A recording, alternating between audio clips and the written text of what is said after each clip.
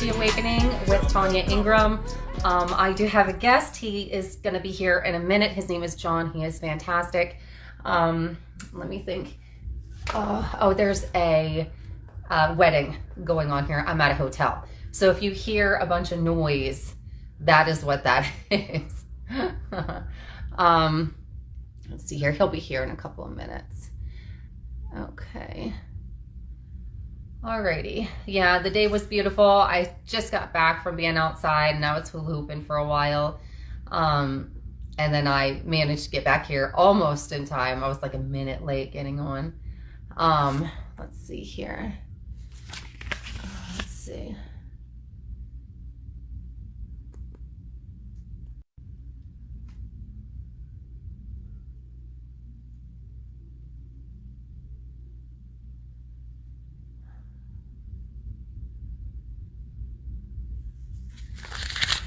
He'll be here in a minute.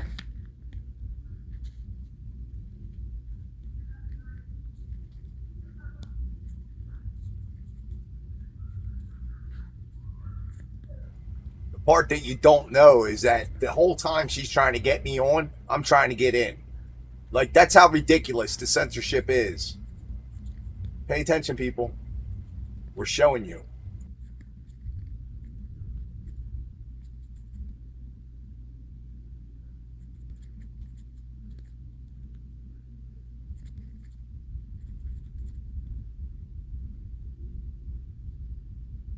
Okay, let's see. There you are, John. Let's get you added. Here. Good work. 2 minutes and 22 seconds after we were both trying to get this to happen. Look, we're still looking. We're still trying. So hopefully it's working. 237, 238. That's unacceptable. You declined it. You and I didn't. I never declined it. I never declined it. Hold on, let me invite you again.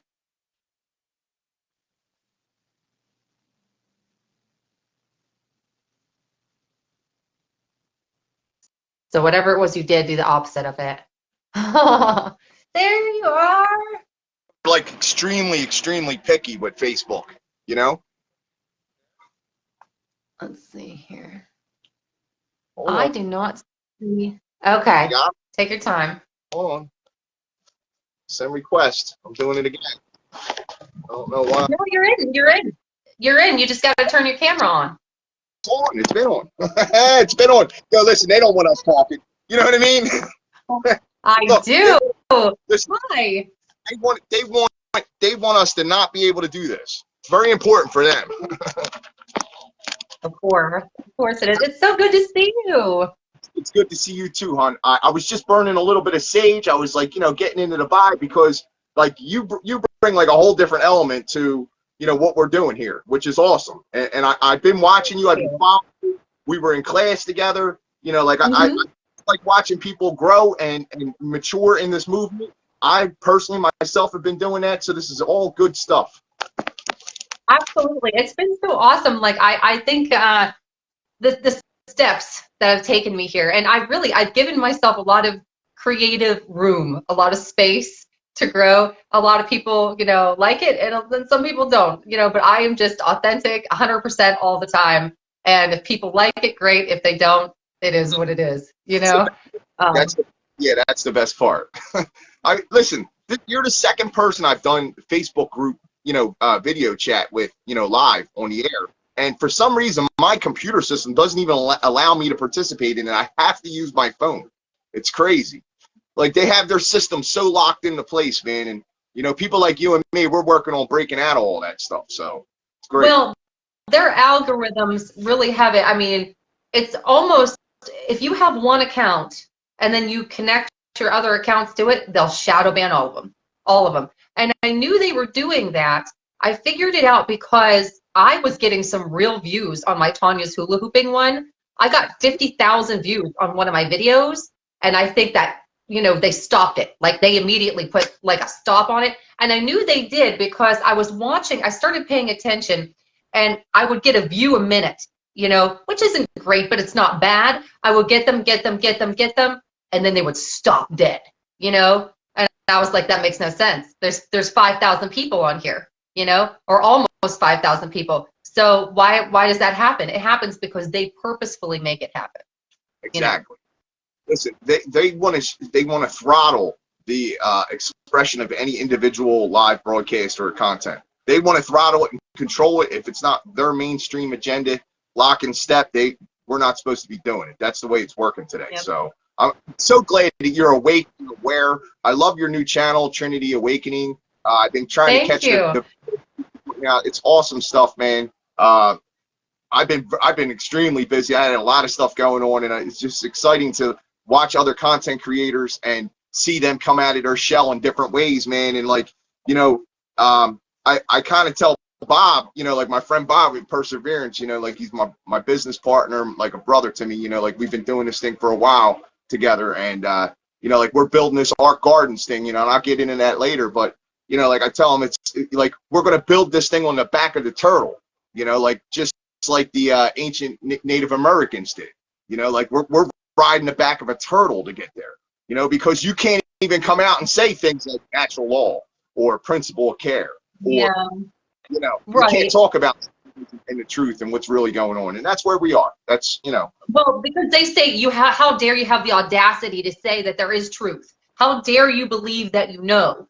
No, I do know, but we all knew at birth anyway. It was instilled upon us, and we felt it when we did something wrong. You feel it innately inside yourself. You feel that it's wrong, and you know it. And the issue is that they mess your mind up with it, because then when you are in this world now, you do something wrong, you feel wrong about it, but they say, no, that's okay. That's okay. Right. So then you train yourself to, accept the fact that it's okay to do that crappy thing, and then you're bringing all kinds of bad karma upon yourself, That's right. and you're harming others in the process. That's right. So it was the other day at a yard sale, and I dropped a $10 bill on the ground.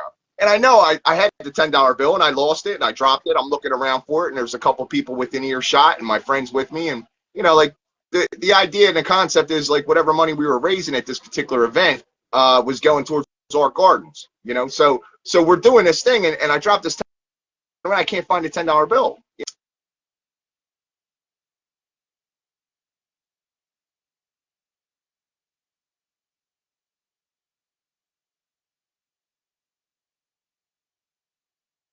It's just so sad that this is what's going on. Like, they did this to us. Did we break up? Yeah, we did break up there. Did you get all that or no?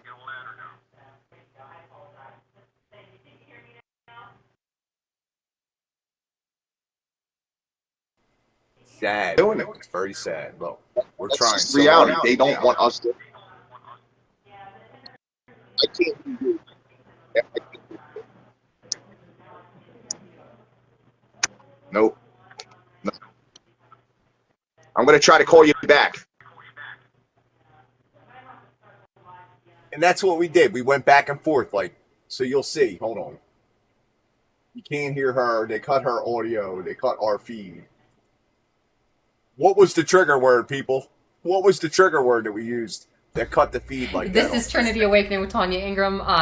Unfortunately, the hotel Wi-Fi cut me off with my interview with John, so hopefully he'll pop back in here and we can continue what we're doing here. There we go. Is that him? Yes, that's him. Fantastic. Hey, John, I'm mad at you coming back. I really appreciate it. Awesome. There he is. Thank you. I apologize. It might be the internet here. There's forces beyond our knowledge that are trying to stop us. But guess what? There's forces that we're well aware of that are trying to help us. So don't let any of that nonsense get in the way. So, I was telling you about the $10 bill. It drops out of my hand. Somebody picks it up, and I'm standing there, and I'm telling Bob, I said, I know I got the $10 bill, and somebody picked it up. I said, but here's the thing. You don't steal from me. When you take from me, you don't steal from me. You're stealing from yourself, right? The universe takes care of me. That's a promise. That's a guarantee because I follow natural law, right? So the next person that pulled up when we were telling them about the Turtle Reserve and all the good stuff that we're going to be doing with that, guess what? They donated a $20 bill to our cause. No mention of the $10 bill or any of that other stuff because I don't carry the negative energy. right? Yeah. You see? So like, you can't steal from us. You can only steal from yourself. And this is like the whole thing, you know, like that's why I based my website, The Lost Principle. You know, it's the principle of care. Like nobody knows this stuff, man. And it saved my life.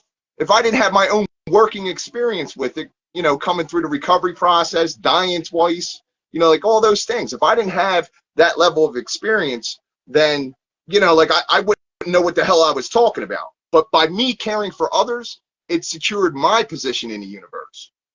Now, John, let me take a moment here. Let me ask you just real quick. For the people that are watching this that are not familiar with you or your work, can you tell them who you are and what it is that you've been doing for like the last 5 to 10 years? Well, it's been about 9 years now, and I've been on this quest to help others. You know, I had like a little mantra when I was in the state prison system. It was, you know, to follow the goodwill work, you know, every day of my life by any and all means, no matter what.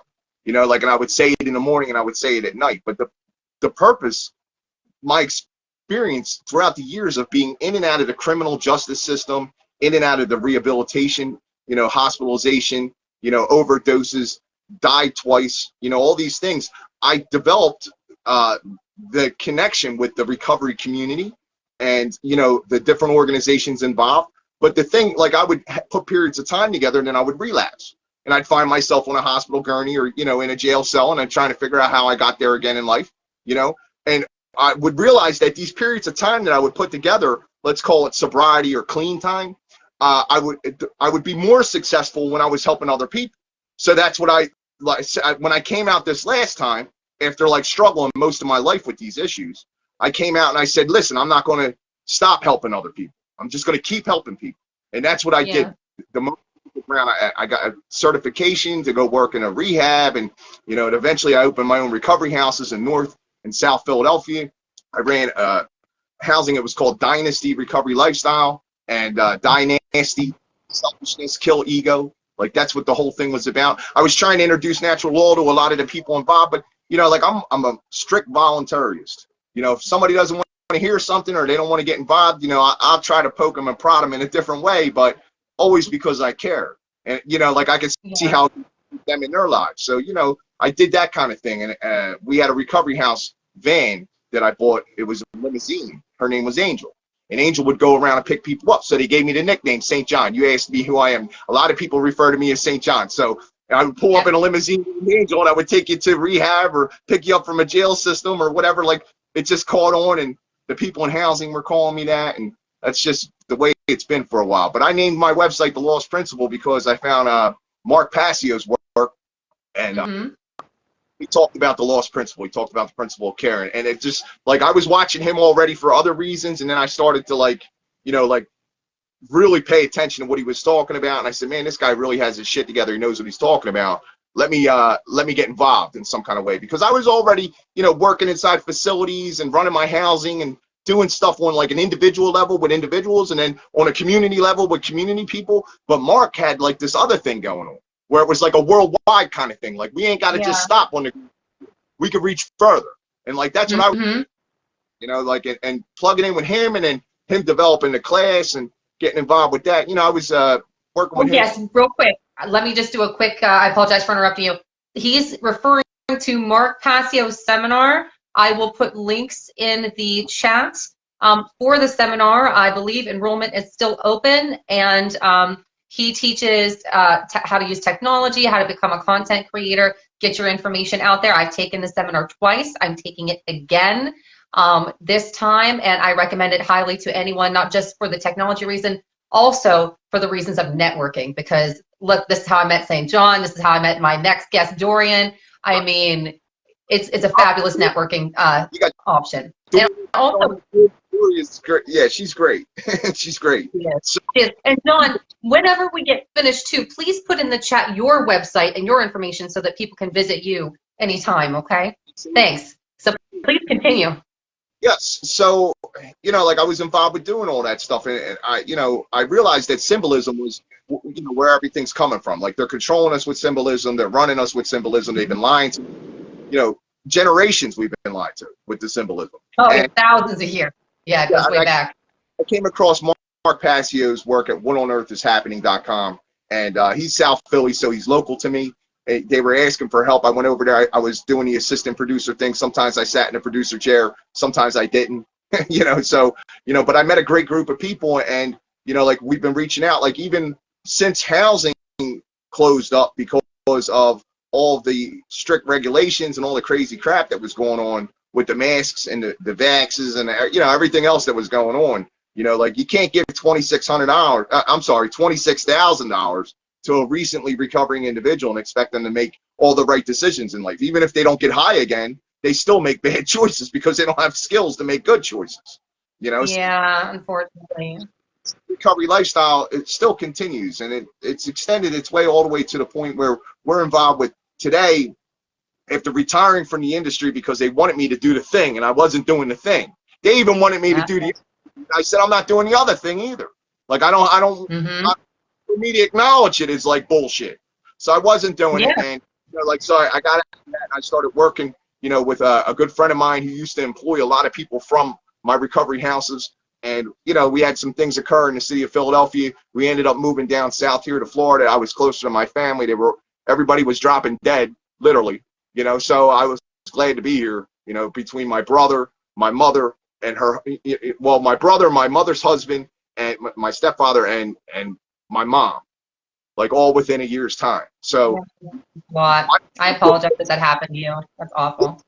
With all these things going on, like we've developed this whole new strategy where we're working to get out of the system. Met some really interesting people. The lineage of that was Jonathan Wright was reaching out to me and Corey. Me and Corey Angelot were involved with the One Great Work Network, and we had hung out a couple times up north, and now we're down here in Florida. We both live right around the corner from each other. We're running around doing movie premieres and freedom events, a lot similar to what Jeff Hippoff was doing over there with the and still is, yes.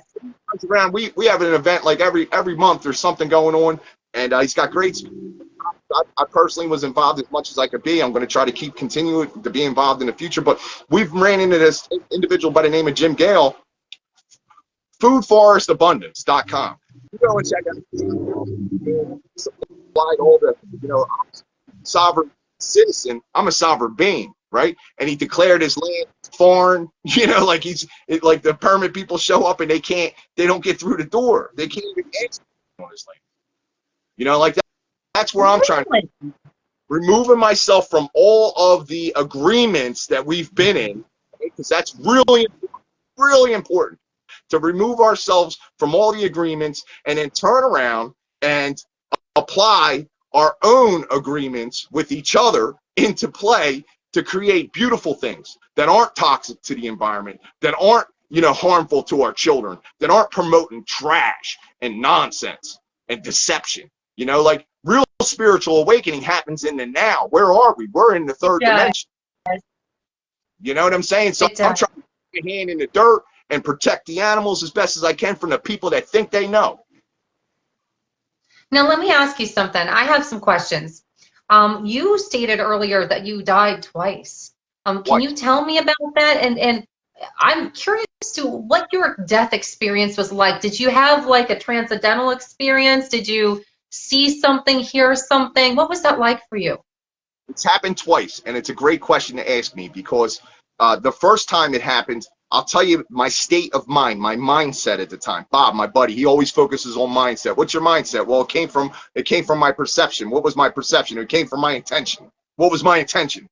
Like, make sure you know what you're doing, right? So my mindset at the time that I died the first time was I was helping other people. I was connected with others. I was doing righteous things, right?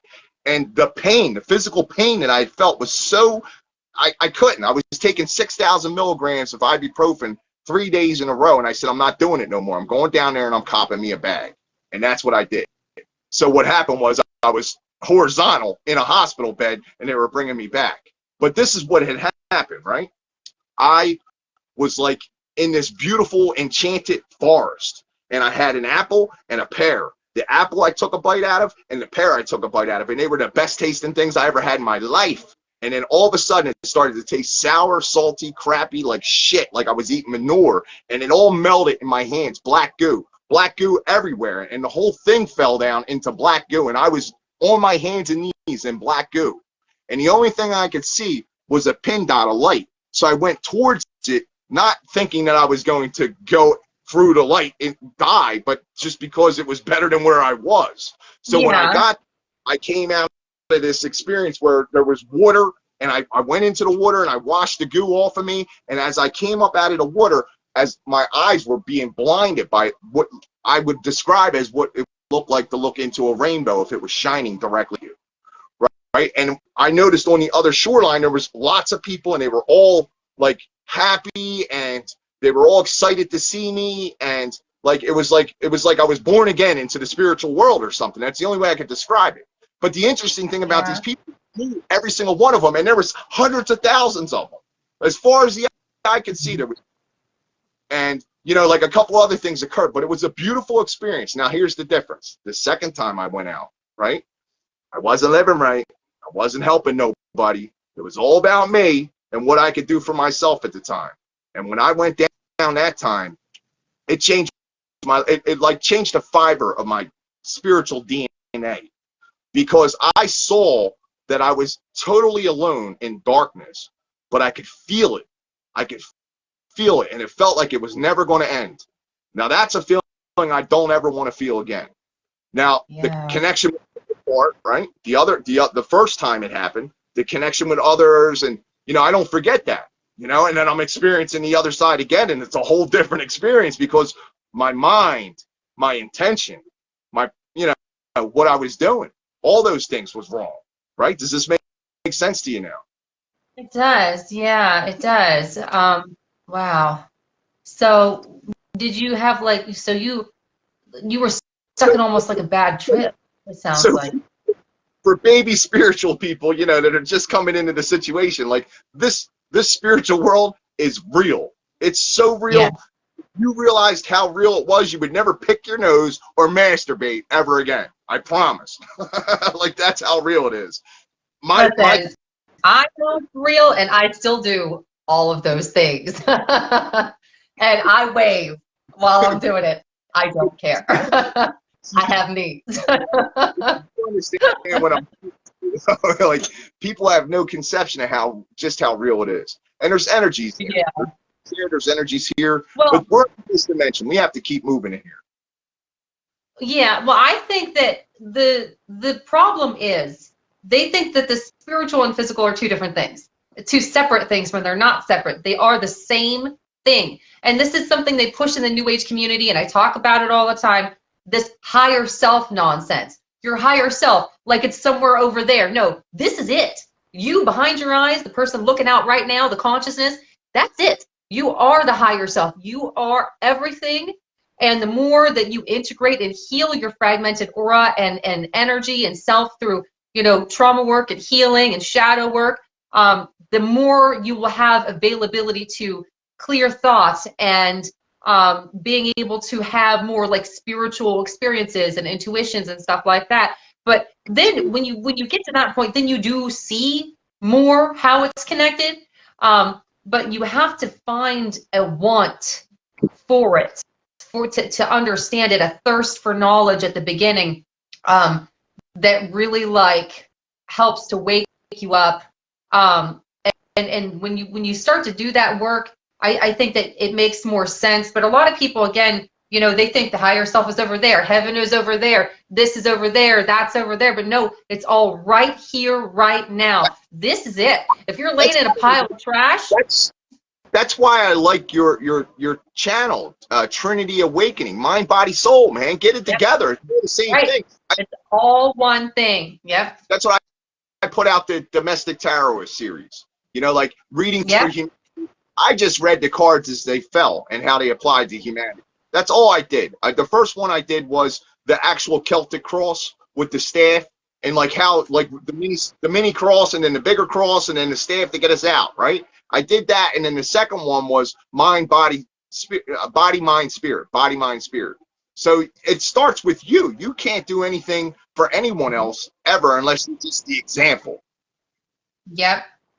And what I was going to say is, if you're laying in a pile of trash right now and your life is shit, you are the one that has to change it. And it all starts in here, inside, not outside, you know. And yes, we all need a hand up sometimes. That's okay. That's not a problem. But when you expect everyone else to fix your problems for you all the time, and you're not doing anything to help yourself, it doesn't matter what they do to help you. You have to help yourself. Like, it's like one of those people that, like, they're just energy vampires. Like, it doesn't matter how much you give them, they will take and take and take and take because there's no end to the taking. And a lot of times I think people do that because they're so afraid to go inside themselves and face the shadow. But the only way to heal it is to feel it and let it come up, you know. And I'm gonna actually, I think I'm gonna start teaching some classes about how to do that type of trauma work on here, and just kind of maybe do like some meditations and different things to help people with it, because no one's perfect at it, and we all, you know, have to do it. It has to be done. So I had written something here. I had wanted to ask you something. Give me 1 second. Yeah, What so was the one that... one of the people watching said that feeling of death permeating you. Yes, that feeling of death was permeating me. Yes. But the thing that hurt me the most being on the other side that second time in that darkness was the aloneness and the feeling that it wasn't going to end. And it was just all about my mindset on the other side between the two different near-death experiences. And like, that's huge, man. If anybody could take anything, like that in itself for me was a revelation. You know, that's why I named a lot of my stuff. When they started calling me St. John, I started messing around, Revelation of John show. And, you know, and it turned into something for a little while there. But, you know, like the thing that I'm focusing on so much now today is just being the total example on my dying breath of freedom. Like, I declared to the universe, I'm not a part of what they're doing. I tried to separate myself as much as possible. I tried to work with nature off the land. And I tried to show the world that shit. Like, that's where I'm at. That's what I'm doing right now today. I just remembered what it is I want to ask you. That was an incredible thing to say. Thank you for saying that. I want to know what your advice would be for someone who needs to get into recovery or needs help. Like, what would you how would you tell them to navigate that? Maybe even along with the spiritual awakening, what would you recommend that they do? And then how can they sustain it? And actionable steps. Do you have any actionable steps, you know, that you would recommend? Yeah, many actionable steps, but it always takes that person to lift their foot. That first step. The first step's the most important one. You know, like working inside of facilities, psychiatric hospitals, with the recovery house thing and volunteer organizations, all these different places. Mr. John, you know, which there's 12-step groups, there's smart recovery, there's therapy sessions, there's, you know, you could take psychedelics, there's all these different paths. Mr. John, which path is the right path for recovery? And my answer was always the same. It's the one you work. It's the one you work. So, yeah, you know, it's going to benefit you when you see positive consequences. Now, how do you know this stuff? And, you know, you got to write it down. You know, what do you expect? What's your intention? And, like,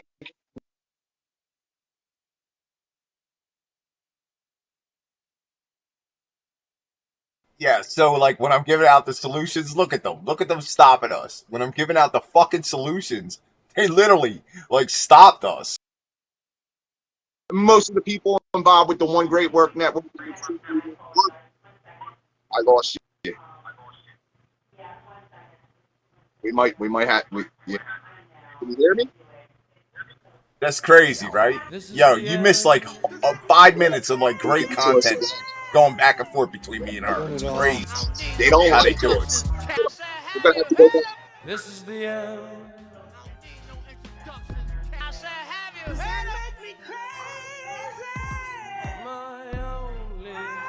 It's a shame because you can't hear her. You know, like this is what they do. This is their agenda. When solutions are presented, they shut it down. Look, she was getting people watching. I mean, look, you see on the side, 35 people, 14 comments. Come on, that means something, guys. Can you hear me? I can't hear you either. They're doing it. They don't want us to do it. Can you picture what will be? Slowly breathless and desperately the some strangers have in a desperate land. Eliminate target Q St. John.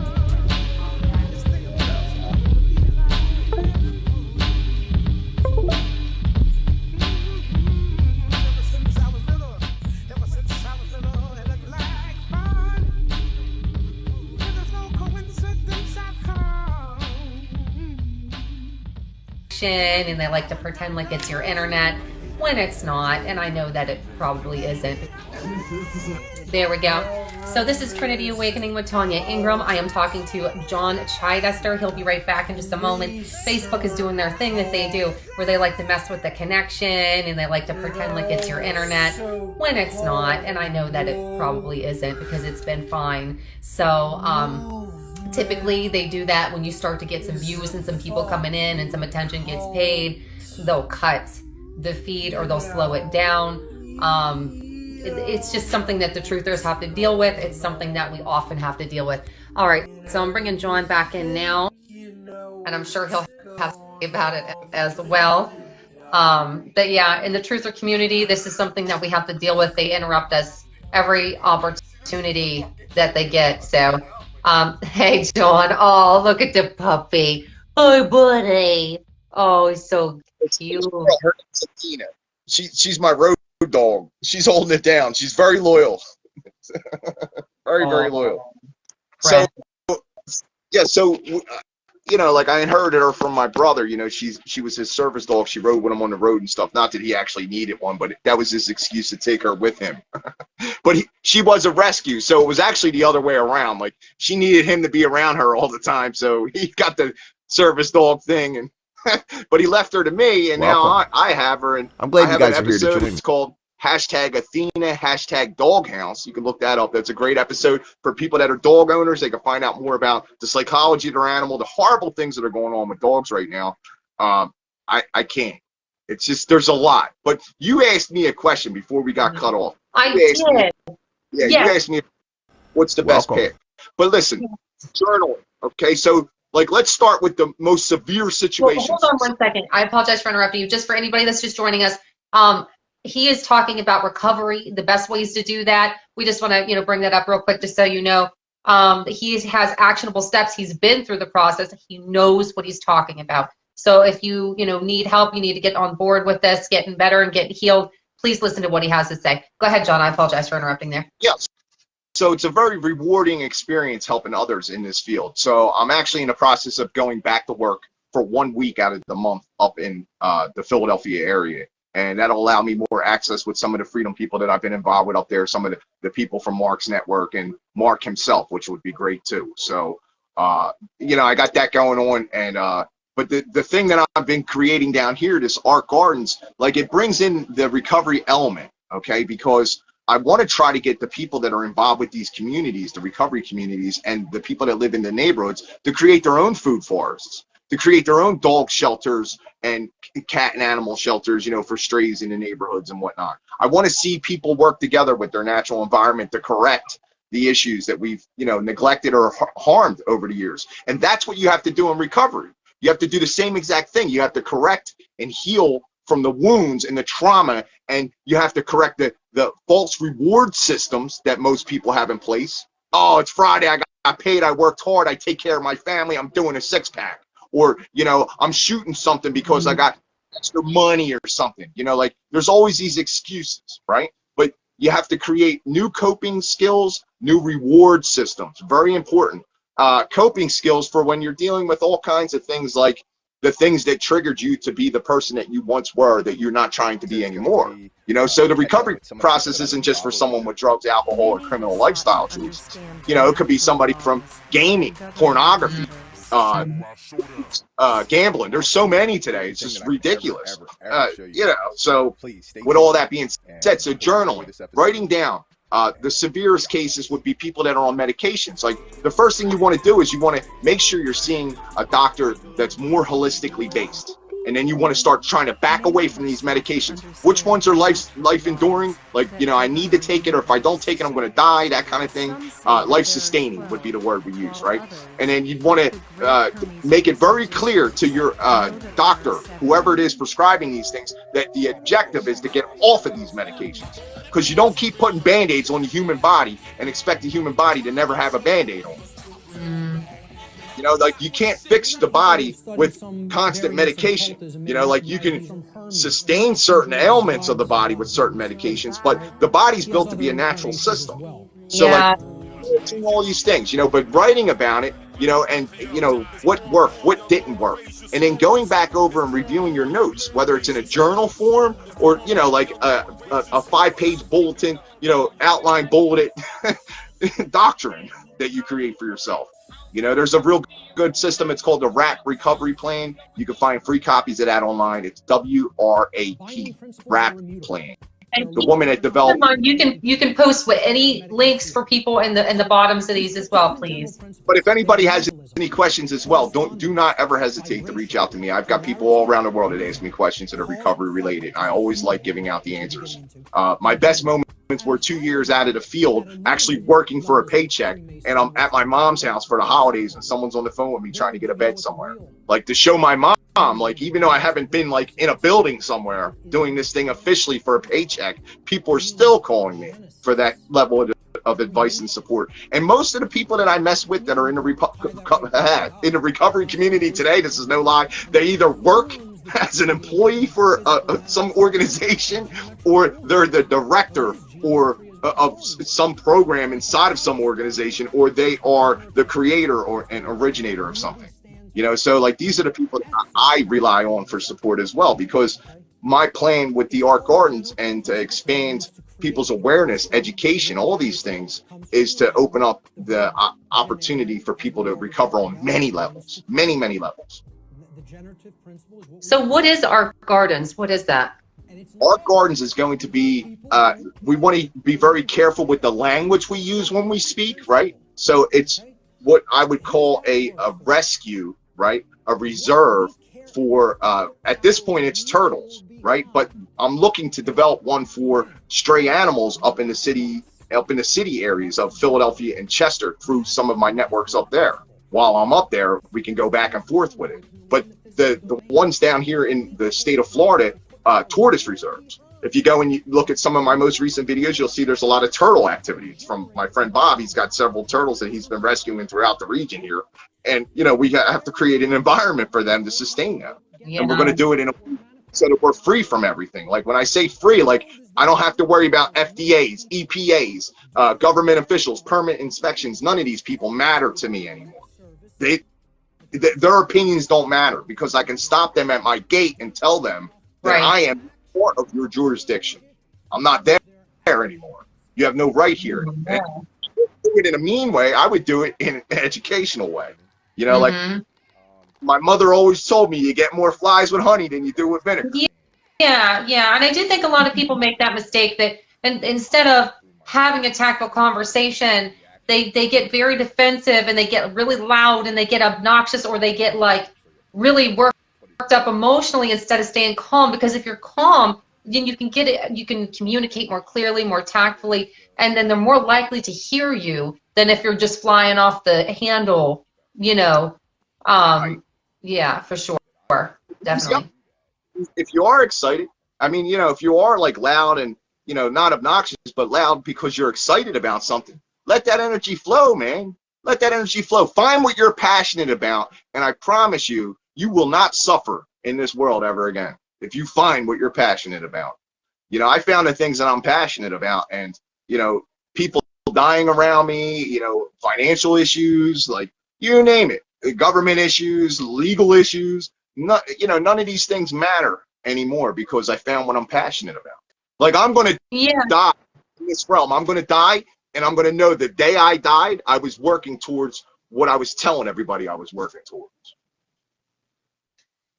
I know what you're talking about when it comes to like passion, because I have a lot of passion and I love to create, and I you know, with my dancing and my hula hooping and all of that, but also, you know, being an illuminator, a lumineer of information. And now this has come so naturally to me. It doesn't feel weird at all. Like I'm totally like, I thought when I got started that I might like hiccup or, you know, stutter or something, and all of it's just come so naturally to me. I don't have any issues with it at all. It's almost like this is what I've been supposed to be doing like all along. And I think that the entertaining that I was doing sort of was building up the confidence to get to the point where I could do this kind of work.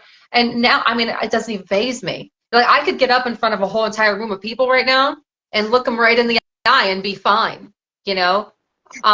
It just, you get to that point, you know? What's that? I said I do that. I do that often. One of the main positions they like to put me in is standing in front of groups of people and doing seminars and groups, therapy sessions, all kinds of stuff. That's one of the things that they loved. Like when I worked in a facility, John's going to handle the patients so we could go get all our paperwork done for an hour. You know. Oh, yeah.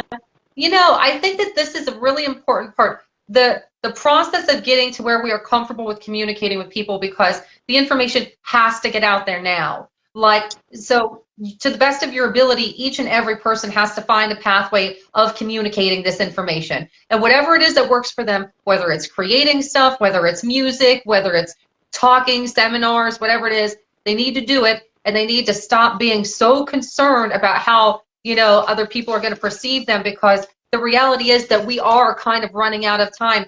I was watching something with Teal Swan earlier today, and she was talking about how there are certain, and I like some of her information. I don't always agree with what she says, but no teacher, you're never going to agree totally with every teacher's information. It's just not going to happen.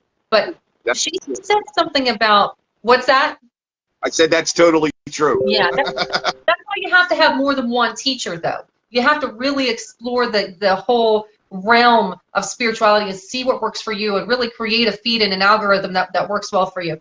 But she said something about cleanup species, and this really, you know, of like different types of like ETs and stuff like that have kind of been watching us, that, you know, and I have past life memories of them swooping the fuck in and handling business, because a whole, you know, because a race has become so dangerous to themselves and to everyone else that they can't even be tolerated anymore.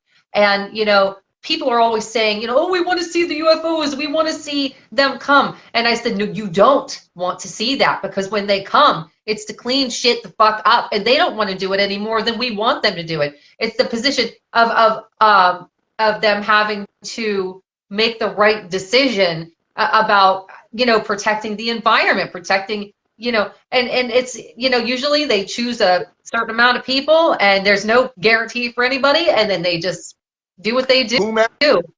Whomever they may be, right? Whomever they may be, because there's a lot of opinions about who they are. Yeah. Right? Whomever they may be, interdimensional, or whether they're, you know, from another planet or system, we don't know, right? We won't know until they tell us, right? We could go ask on the Akashic side of things, right? If you're really interested, it's there. There's people that have done it. The CIA even released information that they did I've had, like, with the past life memories, I remember some of what they looked like. I remember some of the conversations I had with them. I watched it. I saw it. I'm a very old soul. I have a lot of really strong past life memories. Sometimes it's amazing I'm able to function the way that I am with the, you know what I mean, the stuff that I recall and remember. But I try to tell people, like, they're so concerned about ETs and this, that, and the other, but, you know, they're not going to make themselves that clear to people, because you can't even handle your black neighbor. How are you going to handle, you know, somebody that's a completely different species?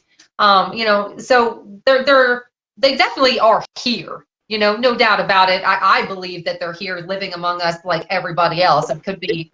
They need this environment to sustain themselves as well. Yeah, they do. Messing around too much, they're going to protect their interests, just like we knew about other things that weren't, you know.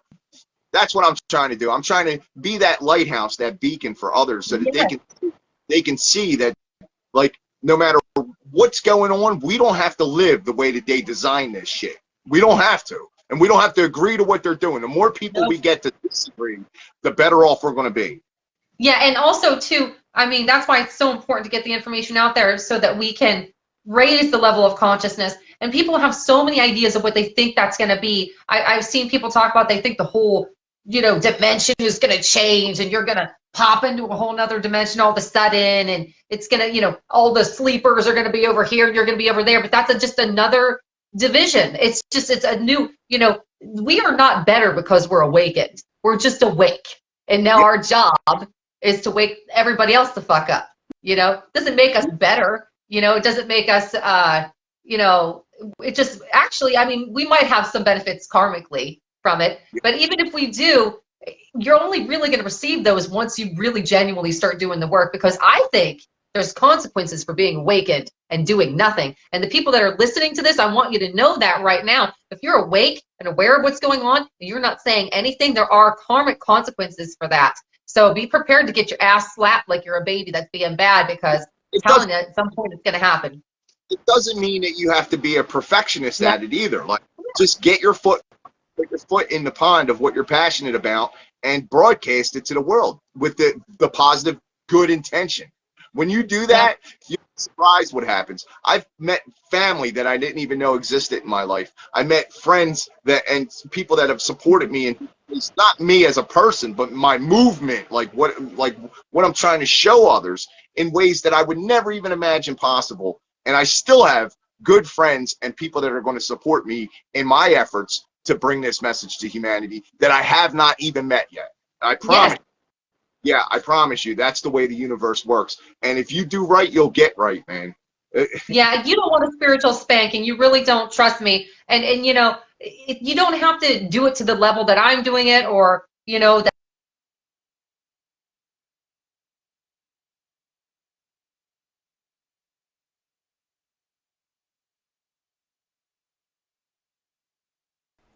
See, and there they go, doing it again.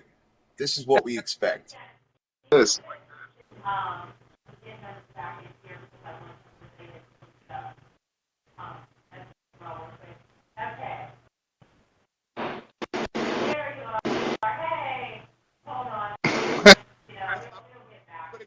I'm going to go.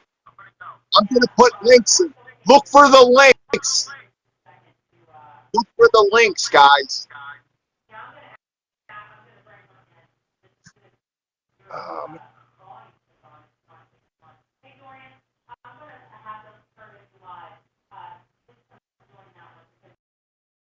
Responsibility to act in some way to get the information out. Okay, let me see.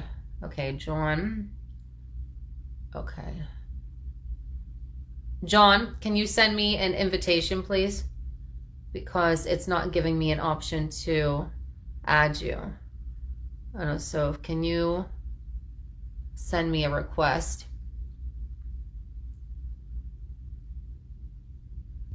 Let's see if it'll... They're messing around with this now. They don't want to let... Yeah, because it's showing that you're in here, but for some reason now it doesn't want to let me add you. And I don't know why. The option isn't there. Isn't that interesting? You're right. They really do, you know, take liberty and just like try to stop us from communicating.